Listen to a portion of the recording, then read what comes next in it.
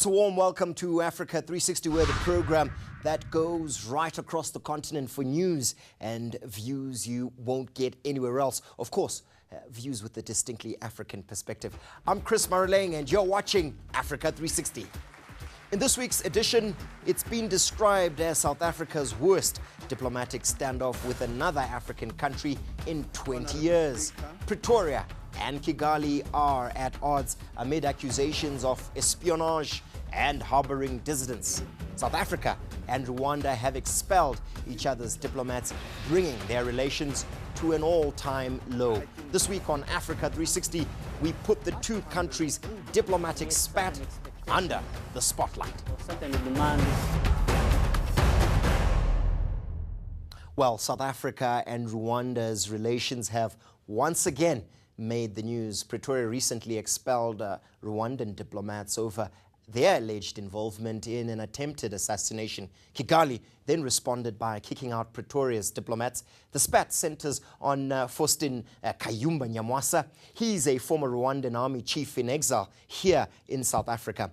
Nyamwasa has survived 2 assassination attempts in the country so far. But before we get into the analysis of this diplomatic crisis, here is eNCA's senior reporter Kwangu Liwewe. She's going to trace the diplomatic relations between South Africa and Rwanda. About prosecuting. It's the second diplomatic row between South Africa and Rwanda in the past 5 years. And both have revolved around Pretoria's decision to offer refuge to former allies of President Paul Kagame. Former Rwandan Army Chief Faustin Nyamwasa has been living in South Africa since 2010. 3 attempts have been made on his life since then. His close friend, former Rwandan spy chief Patrick Karegeya, didn't survive though. He was found murdered in an upmarket hotel room in Johannesburg on New Year's Day. A court in Kigali had earlier found both men guilty of conspiring to commit terrorist attacks in the Rwandan capital. Both men are from Kagame's minority Tutsi tribe. They fought alongside the president in Uganda's rebel movement that put Yoweri Museveni in power in 1986. The 3 allies also played a key role in ending Rwanda's 1994 genocide. 20 years on, and the president stands accused of eliminating his former colleagues. It is only now that it is coming out that the political opponents in Rwanda, people that simply want to organize, to freely express their opinions, their views, are being harassed, are being killed, they are followed everywhere. Liberties are not respected. It has been the same threats that Rwanda has been giving to many countries, be it Congo, Tanzania, even Uganda. One may recall that there has even been a time that Rwanda fought with the Ugandan troops in Congo. This was extended, went to Congo, it became a war that we all know about.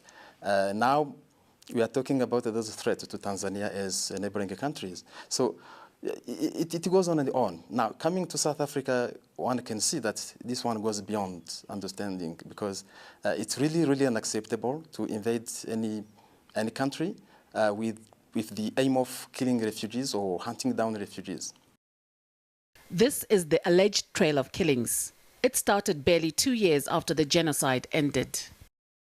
In 1996, Colonel Izinde, governor of Byumba, was murdered in Nairobi. The following year, the Attorney General, Alpha Nkubito, was murdered. In 1998, Chef Sendashonga, former Interior Minister, was also killed in Nairobi. Father, we thank you that we know. Each year, the list has grown. South Africa is now in the middle of the latest assassination attempt. Some analysts say the diplomatic spat between the two countries has less to do with Nyamwasa, though, and more with Pretoria's involvement in the DRC. Kinshasa accuses Rwanda of backing M23 rebels. South Africa led the intervention force that helped defeat the rebels. That is Kagame. That's how he is. You don't go out and kill your own citizens in order to embarrass another head of state for their role, the successful role, whatever it might be, in the Great Lakes region or any part of Africa. You don't do that. You confront the head of state whom you think is playing a role he should not have been playing. What does it pay to kill your own people? To go around sneaking into their telephones, to invade their privacy? This is not how it is done. Exiles in South Africa say they're relieved that some of the Rwandan diplomats have been expelled. The embassy staff has been moving around our community, harassing our members, telling them to support the RPF government in power in Kigali, threatening people that if we don't submit to what they're telling us, we never get a document, we never leave, we are not going just to do anything. So we rather submit to what they want and then have peace. Analysts say it's about time that Pretoria sends a strong signal to Kigali to stop harassing refugees or else risk severing diplomatic and economic ties with South Africa. Kwanguliwewe, Johannesburg. Thank you. Just 1 minute. Many thanks to Kwanguliwewe for that report. Do stay with us because after the break, I'll be joined by a panel of experts to make sense of the issues raised in that report, and that's only on Africa 360.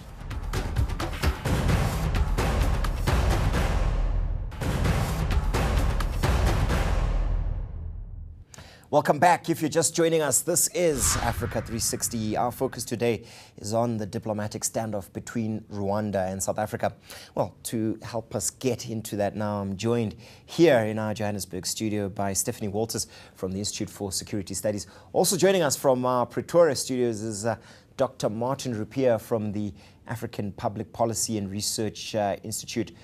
Please note that we also invited representatives from the South African and Rwandan governments, but unfortunately they declined our invitation.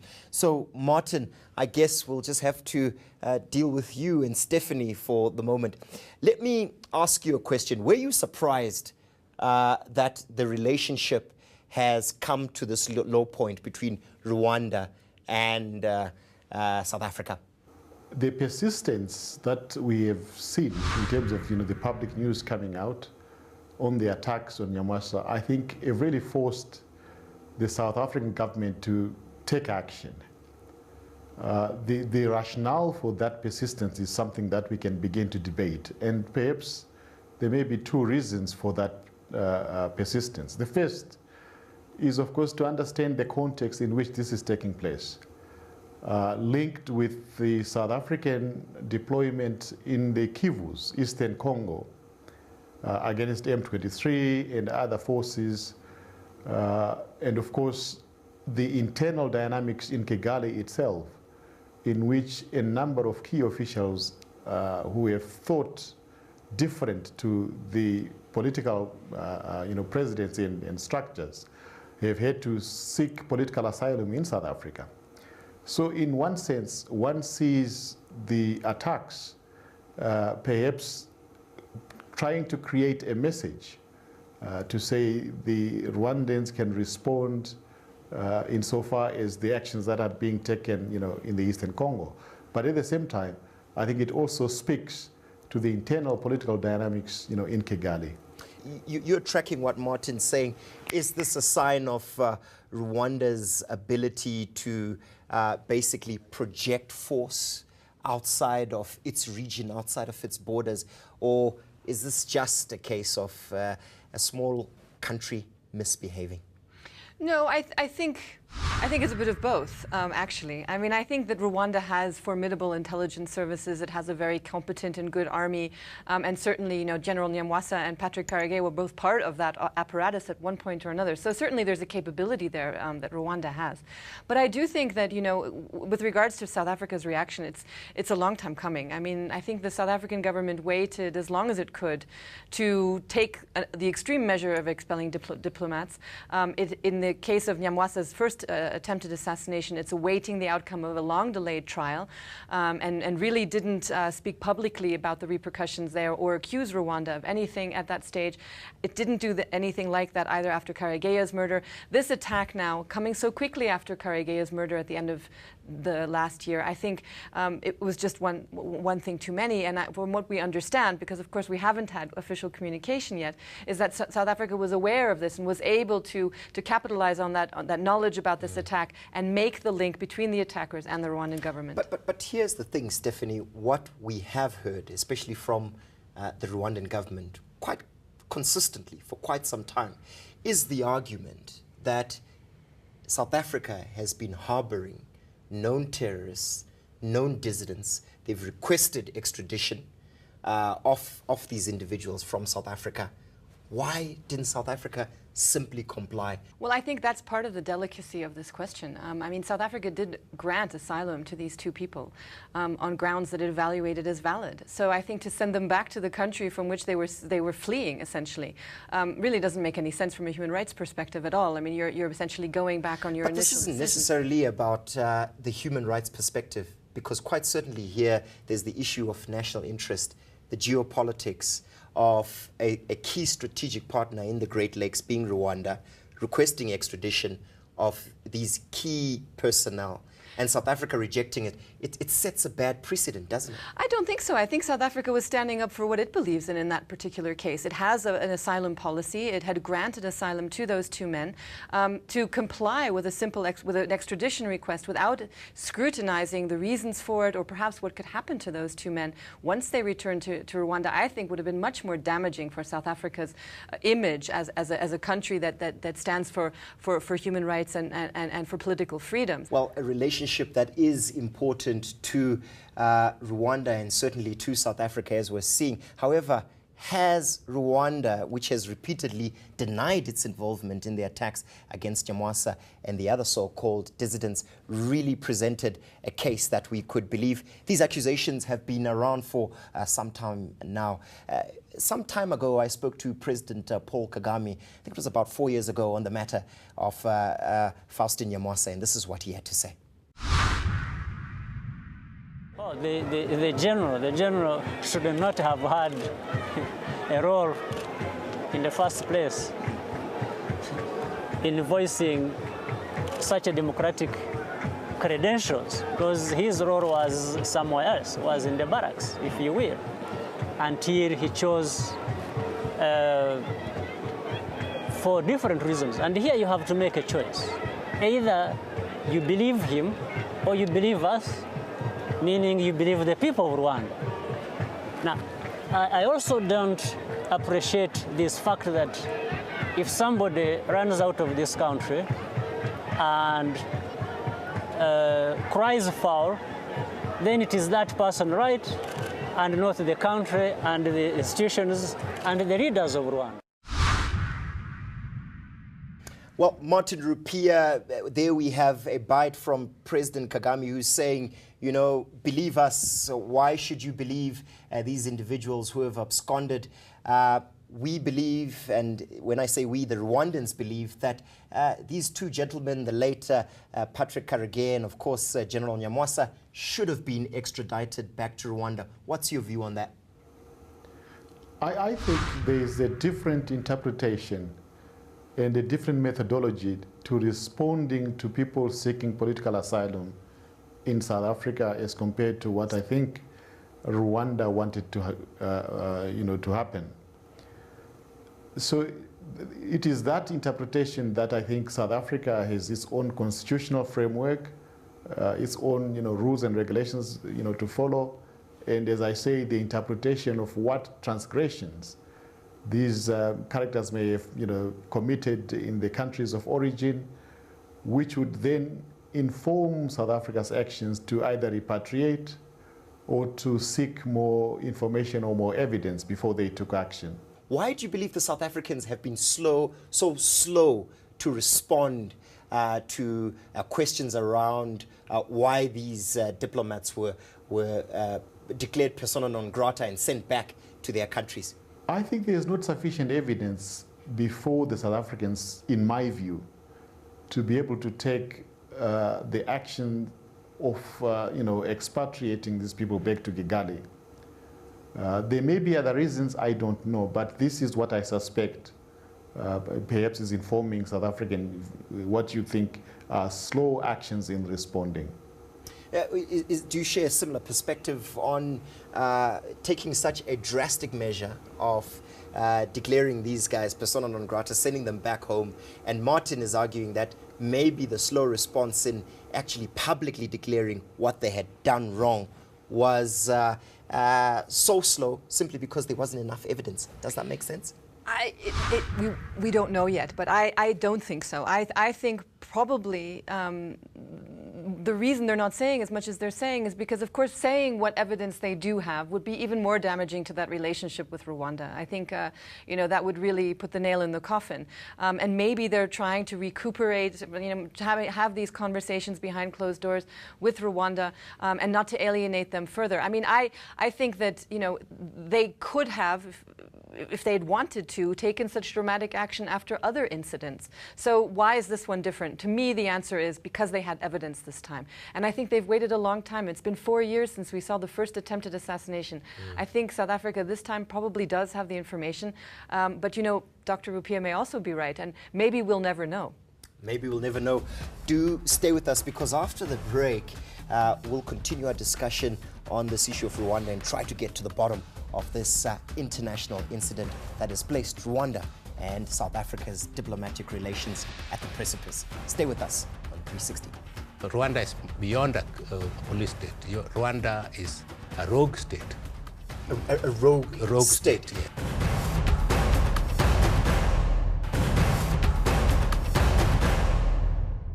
As a South African government, want to send a very stern warning to anybody, anywhere in the world, that our country will not be used as a springboard to do illegal activities. That we are a constitutional democracy, and that any individual or groups of people who abuse our human rights dispensation, they will face the full might of the law. Welcome back. If you're just joining us, this is Africa 360. This week, we're looking into the diplomatic spat between Rwanda and South Africa. Well, to help me understand what's been going on here a little bit more, I'm joined in our studios by Professor Rok Ajulu from Dajo Associates. Sir, thank you so much for joining us. Were you surprised at the actions taken by South Africa to expel these diplomats from Rwanda, and of course the reciprocity that was shown by the Rwandan government in sending back South African diplomats? Thank you very much for having me. Actually, I wasn't quite surprised. I thought that South Africa should have acted a little bit more strongly. In our newspaper article a few days ago, the former Kenyan Attorney General Charles Njonjo, an elder statesman, called Rwanda a police state. That's a very strong statement coming from an elder statesman of Africa. But Njonjo should know best, because he was Attorney General in Kenya and later on Minister of Justice when Kenya itself was a police state. Yeah. So he knows what he's talking about. Okay. But we academics tend to think that Rwanda is beyond a police state. Rwanda is a rogue state. A rogue state. Yeah. What leads you to making such strong, damning allegations against Rwanda? What is so rogue about the Rwandan state? No, there are certain things that are done, and there are certain things that are not done by states. Okay. Even if you hate your opponent so much, you don't consistently chase them around countries, assassinating them. Rwanda has been accused of assassinating its opponents in Kenya. And it led to, breakdown in diplomatic relations. It's been accused of assassination in Tanzania.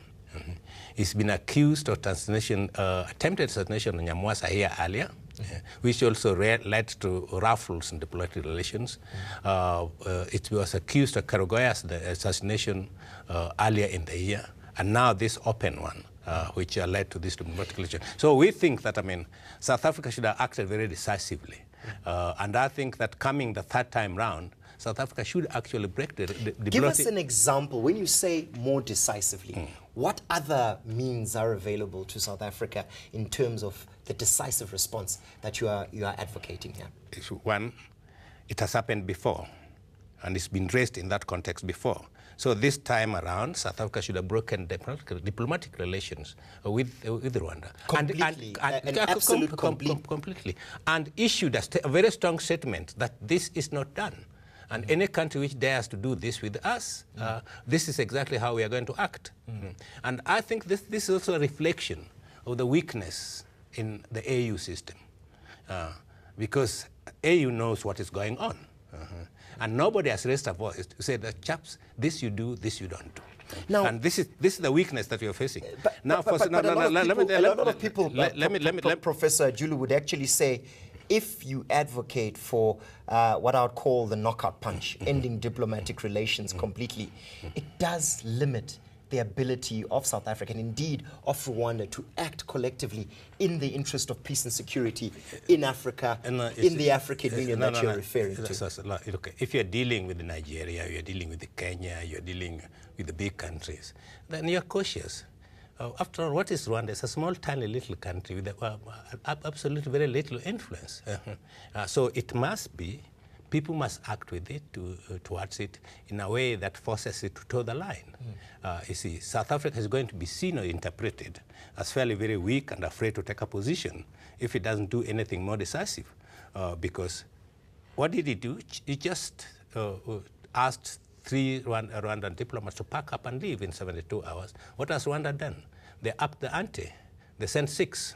So they're saying, okay, let's see what you can do. Is that where South Africa wants to be sitting? No.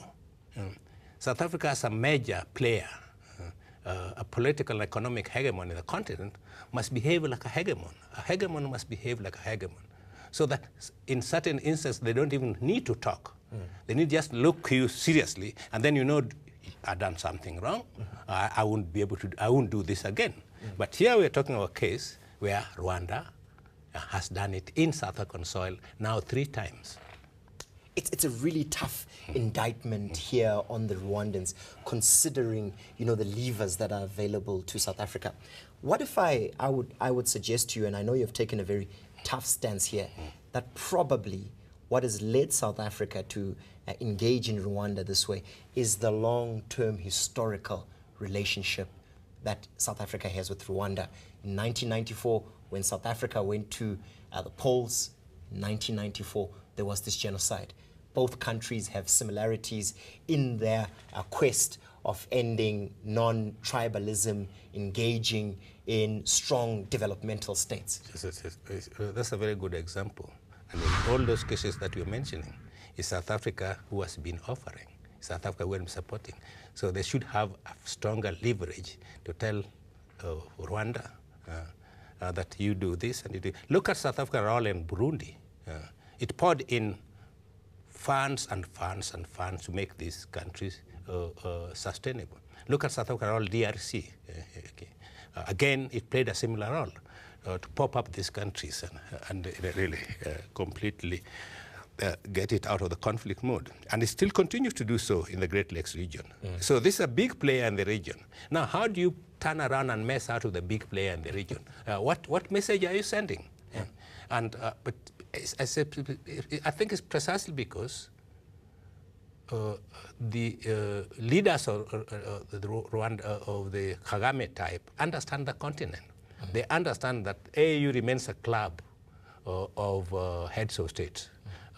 Nobody's going to say anything to me. Professor Julu, is this a case which shows us in microcosm the fact that South Africa isn't really in touch with the pulse of the continent and the way in which diplomatic relations are carried out on the African continent? Now, I think you probably put your finger on it. I think the question is that South Africa is still wandering around the continent, not doing exactly what you do. I think sometimes last year I wrote this piece which South African foreign policy lost in Africa. And I think that's how you can capture it. The policy is lost somewhere in Africa, and people don't know exactly which way to go. Because Rwanda and should not be a place where South Africa, a case where South Africa will have to think twice. Actually, somebody should have picked up a phone to Kagame and say, no, sorry, you don't do that. That is not done. And it's going ahead to do that. And Rwanda this is a macrocosm of the problem that we have in the continent. Okay. A microcosm of the problems that we have in the continent. That was Professor Rok Ajulu there, giving us some insights into what he believes needs to be done by the South African government in order to bring the Rwandan government into line. Well, thank you so much for joining us on Africa 360, Prof. That does bring us to the end of yet another edition of your program, Africa 360. If you'd like to join the debate on Africa, you can do so by liking our Facebook page, or you can tweet us your views at Africa360_eNCA. You can also send us an email at africa360@enca.com. So until next time, when we look forward to bringing you Africa like you've never seen it before, do take care. Prof.